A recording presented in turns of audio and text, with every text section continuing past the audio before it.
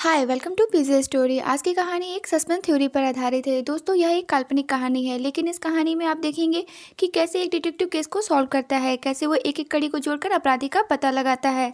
इस सस्पेंस कहानी को सुनने के बाद आपको ये विश्वास हो जाएगा कि अपराधी कितना भी शातिर क्यों ना हो, कानून की पकड़ में वो आ ही जाता है। तो चलिए अपनी कहानी को स्टार्ट करते हैं। सुबह सुबह राजनगर के अखबारों में लाला धनीराम की हत्या की खबर बहुत ही प्रमुखता से छपी थी। लाला धनीराम राजनगर के बहुत ही इज्जतदार और प्रतिष्ठित व्यक्ति थे। हर जगह लोग इसी खबर को पढ़ रहे थे और चर्चा कर रहे थे। एजेंट सिद्धार्थ भी अपने घर में इस खबर को ध्यान से पढ़ रहा था। तभी उसके मोबाइल की घंटी बज उठती है। सिद्धार्थ, यह तो कमिश्नर अजय का कॉल है। अब उन्हें कोई जरूरी बात होगी, अन्यथा इतनी सुबह सुबह तो वो कॉल नहीं करते। नमस्ते कमिश्नर अंकल, कैसे हैं? कहिए, इतनी सुबह कैसे याद किया मुझे? कमिश्नर सिद्धार्थ, तुमने तो लाला धनीराम की हत्या वाली खबर जरूर पढ़ी होगी। मुझे तुमसे इस केस के बारे में कुछ जरूरी बातें करनी है। फौरन मेरे ऑफिस में आ जाओ। इतना सुनते ही सिद्धार्थ पुलिस हेडक्वार्टर की तरफ निकल पड़ता है।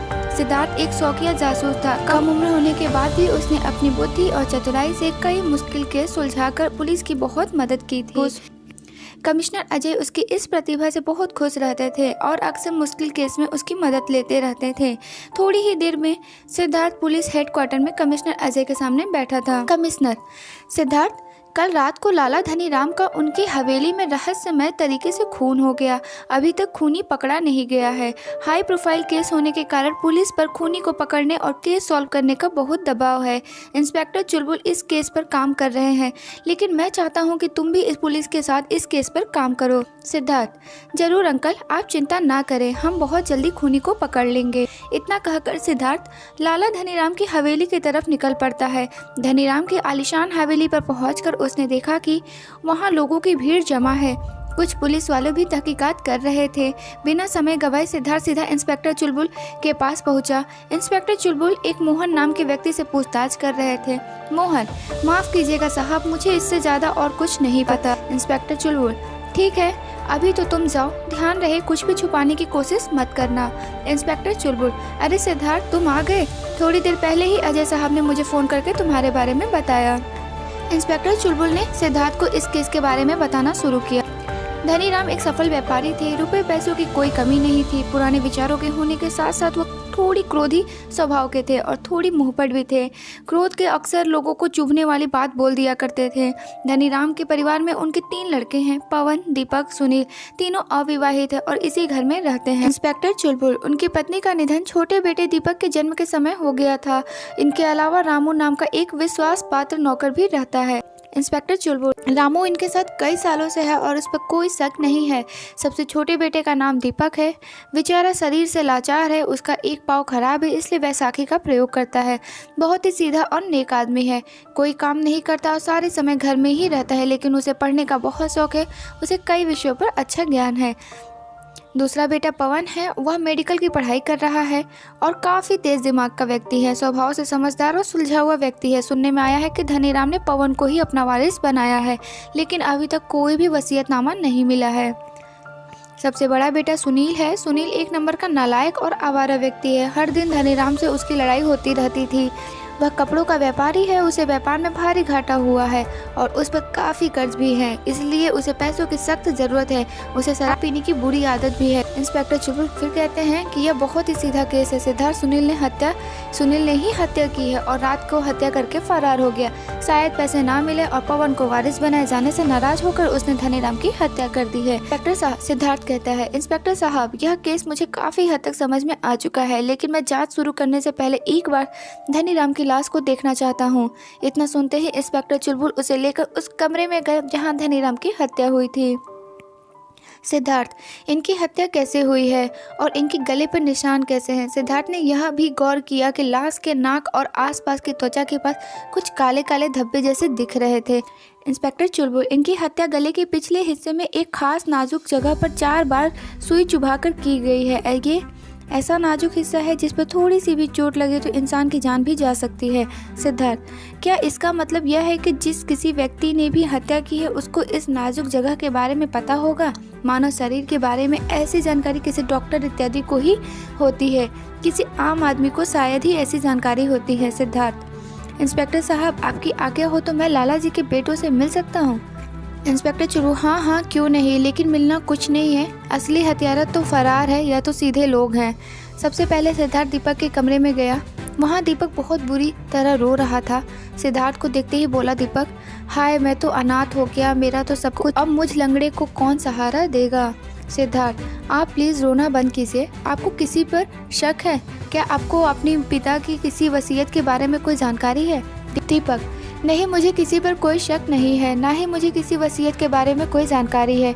मुझे नहीं लगता कि पिताजी ने कोई वसीयत बनाई थी। जो भी खूनी हो उसे कड़ी सज़ा मिलनी चाहिए। सिद्धार्थ ने देखा कि दीपक के कमरे में बहुत सारी पुस्तकें, मेज पर भी कई सारे पेन रखे हुए थे। दीपक को मिलने के बाद सिद्धार्थ पवन के कमरे में गया। पवन अपने कमरे में बहुत ही उदास बैठा था। सिद्धार्थ को देखते ही वह बोला, पवन, इंस्पेक्टर चुलबुल ने आपके बारे में बताया मुझे। पूरी उम्मीद है कि आप लोग जल्द ही खूनी को खोज लेंगे। सिद्धार्थ, जो भी हुआ उसके लिए मुझे बहुत दुख है। उम्मीद करता हूँ कि आप मेरे सवालों का जवाब सही सही देंगे।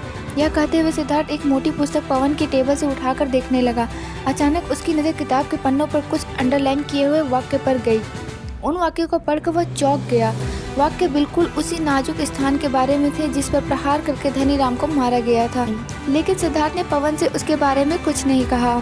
सिद्धार्थ, क्या आपके पिताजी की किसी से दुश्मनी थी? ऐसा तो नहीं है कि सुनील ने ही आपके पिताजी का खून किया हो? पवन, नहीं नहीं, ऐसा नहीं हो सकता। सुनील भैया कितने भी बुरे हों लेकिन वह ऐसा काम बिल्कुल नहीं करेंगे। पिताजी बहुत ही सज्जन थे और उनकी किसी से भी कोई दुश्मनी नहीं थी। सिद्धार्थ, ठीक है, आप कहते हैं तो मान लेते हैं, लेकिन अभी भी आप हमारे शक के दायरे में हैं। हम आपसे सहयोग की पूरी आशा करते हैं। इतना कहने के बाद सिद्धार्थ इंस्पेक्टर चुलबुल से मिला। सिद्धार्थ, ठीक है इंस्पेक्टर साहब, मैं घर के लिए निकलता हूँ। मुझे कुछ सुराग मिले हैं लेकिन मैं पूरी तरह आश्वस्त होकर ही आपको बताऊंगा। इसी बीच अगर आपको सुनील के बारे में कुछ पता चले तो मुझे जरूर खबर कीजिएगा। अगली सुबह पुलिस हेडक्वार्टर में सिद्धार्थ सुनील से पूछताछ कर रहा था। पिछली रात को ही सुनील पकड़ा गया था। पकड़े जाने के वक्त वह पूरी तरह नशे में चूर था। सुनील, मैंने किसी की हत्या नहीं की है, मैं निर्दोष हूँ। भले ही मैंने उस दिन दोपहर में पिताजी से लड़ाई की थी लेकिन मैं खूनी नहीं हूँ। जब मुझे पता चला कि उन्होंने सारी संपत्ति पवन के नाम कर दी है तो मुझे क्रोध आ गया। ऐसी स्थिति में किसी को भी क्रोध आ जाएगा। सुनील कहता है कि खैर, मैं उनसे लड़ाई के बाद अपना दुख कम करने के लिए अपने दोस्तों के घर चला गया था। मैंने पूरी रात शराब पी थी। उसके बाद मुझे कुछ याद नहीं है। जब नींद खुली तो मैंने अपने आप को यहाँ पाया। सिद्धार्थ, अच्छा तो यह बात है। वैसे आपके घर में क्लोरोफॉर्म का प्रयोग कौन करता है? सुनील, क्लोरोफॉर्म का प्रयोग तो। सुनील का जवाब सुनकर सिद्धार्थ चौंक गया लेकिन उसने कुछ नहीं कहा और वह तुरंत ही धनीराम की हवेली के लिए निकल पड़ा। धनीराम की हवेली पर पहुंचकर सिद्धार्थ घर के नौकर रामू से मिला और उससे कुछ सवाल जवाब किया। रामू से कुछ सुराग लेकर वह दीपक के कमरे में पहुंचा और बोला, सिद्धार्थ माफ़ कीजिएगा, आपके पास कोई कलम है क्या? जैसे ही सिद्धार्थ ने दीपक से मिली कलम चलाकर देखी, उसकी आंखों में एक चमक आ गई। सिद्धार्थ, हम आपके कमरे की तलाशी लेना चाहते हैं। दीपक, क्या? यह क्या बकवास? थोड़ी ही देर में दीपक के कमरे से हत्या में प्रयुक्त सिरिंज और क्लोरोफॉर्म की बोतल बरामद हो चुकी थी। उसके कमरे से धनीराम की वसीयत भी मिल चुकी थी। वसीयत पवन के नाम थी। धनीराम का खूनी पकड़ा गया था। सिद्धार्थ, दीपक, तुमने प्लानिंग तो अच्छी की थी लेकिन हर प्लान में कुछ न कुछ कमी ज़रूर होती है। क्या तुम अपना अपराध स्वीकार करते हो? दीपक, मुझे माफ़ कर दीजिए, मैंने ही अपने पिता की हत्या की है। मैंने हत्या की प्लानिंग 1 महीने पहले से ही शुरू कर दिया था। मैं अपने शारीरिक अपंगता के बारे में पिताजी के तानों से तंग आ चुका था। पिताजी मुझे मनहूस कहते थे और मुझे ही माँ की मौत का जिम्मेदार मानते थे। उस दिन तो हद हो गई जब मुझे पता चला कि पिताजी ने सारी वसीयत पवन के नाम कर दी थी। उस दिन ही मैंने ठान लिया था कि मुझे पिताजी को रास्ते से हटाना होगा और वसीयत भी नष्ट करनी होगी, वरना मुझे संपत्ति का एक थैला भी नहीं मिलेगा और मैं गरीब ही मर जाऊंगा। दीपक, इसलिए मैं उन्हें मारने की आसान विधि ढूंढने लगा जो मुझे पवन की डायरी की किताब में मिल गई। मुझ पर शक न हो इसलिए मैंने किताब के वो हिस्से अंडरलाइन करके छोड़ दिए ताकि शक पवन पर जाए। मैंने सिरिंज और क्लोरोफॉर्म का प्रयोग इसलिए किया ताकि पूरा शक पवन पर पड़ जाए। दीपक, वैसे भी मैं हत्या का कोई आसान तरकीब ढूंढ रहा था, इससे मेरी शारीरिक कमजोर रुकावट ना बने। जिस दिन सुनील भैया ने पिताजी से लड़ाई की उस रात मुझे सही मौका लगा ताकि लोग सुनील भैया पर भी शक करें। फिर दीपक कहता है कि उस रात को जब पिताजी सो रहे थे तब मैंने उन्हें क्लोरोफॉर्म सुंघाकर बेहोश कर दिया। उसके बाद उन्हें गर्दन के पीछे नाजुक जगह पर सुई चुभाकर मार डाला। मैं डॉक्टर तो था नहीं इसलिए मुझे बार बार सुई चुभानी पड़ी, लेकिन आपको मुझ पर ही शक क्यों हुआ? सिद्धार्थ, जब मैंने धनीराम के नाक पर काले धब्बे देखे तो मुझे कुछ असामान्य लगा। मैंने रात को इस पर पता किया तो मुझे पता चला कि ऐसा क्लोरोफॉर्म के कारण होता है। फिर मैंने पवन के कमरे में किताब पर अंडरलाइन की हुई लाइंस भी देखी। सारी शक की सुई पवन की तरफ ही जा रही थी। फिर सिद्धार्थ कहता है, लेकिन जब सुनील ने यह बताया कि तुम भी कभी कभी क्लोरोफॉर्म का प्रयोग करते हो जब तुम्हें नींद नहीं आती, तुम पवन की मेडिकल की किताबें भी बहुत शौक से पढ़ते हो, फिर रामू ने मुझे तुम्हारे लिए धनीराम के ताने और व्यवहार के बारे में बताया। सिद्धार्थ फिर कहते हैं, पवन अगर हत्या करता तो गले पर एक ही निशान होता है क्योंकि वह डॉक्टर है। आखिर में मुझे लाल रंग की कलम तुम्हारे कमरे में मिली जो बिल्कुल उसी रंग से मिलती है जिसने पवन की किताबों में अंडरलाइन की गई थी। पवन ऐसे सबूत कभी नहीं छोड़ता और रही सही कसर तुम्हारे कमरे में मिली वसीयत ने पूरा कर दिया। इस प्रकार सिद्धार्थ ने अपनी बुद्धिमानी और सूझबूझ से एक और मुश्किल केस सुलझा दिया था। सब जगह सिद्धार्थ की प्रशंसा हो रही थी। दोस्तों, ये कहानी सिर्फ एक मनोरंजन के लिए थी। इसका वास्तविकता से कोई संयोग नहीं है और क्राइम करना गलत बात है। किसी को क्राइम नहीं करना चाहिए क्योंकि कोई भी क्राइम करने वाला कानून से बच नहीं पाता। तो ये कहानी अच्छी लगी तो प्लीज़ वीडियो को लाइक एंड शेयर कर दीजिएगा और चैनल को सब्सक्राइब कर दीजिएगा।